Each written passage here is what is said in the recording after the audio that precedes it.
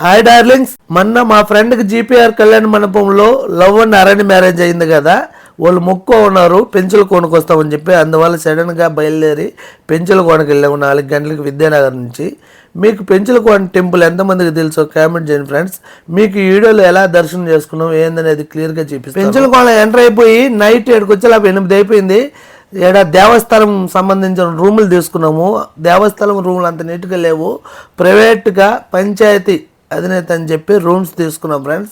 అవి లగ్జరీగా బాగా రిచ్గా ఉన్నాయి. చూడండి లొకేషన్ ఎలాగుందో. నరసింహస్వామి కొండగాడ బ్యాక్ సైడ్ ఇక్కడ వాటర్ ఫాల్స్ కూడా ఉంటుంది, కానీ మాకు టైం లేదు కాబట్టి పాలేదు మీకోసం, అందువల్ల క్లియర్గా చూపిస్తున్నాము.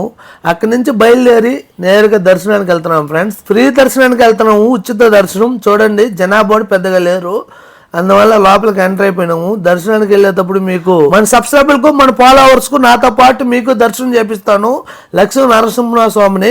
చూడండి లక్ష్మీ నరసింహ స్వామి అని చెప్పి కామెంట్ చేయండి, షేర్ చేయండి వీడని, మీకు మంచి జరుగుతుంది. లక్ష్మీ నరసింహ స్వామికి ఒక చరిత్ర ఉంది, దాని గురించి కూడా తెలుసుకున్నాను, మీకు చెప్తాను.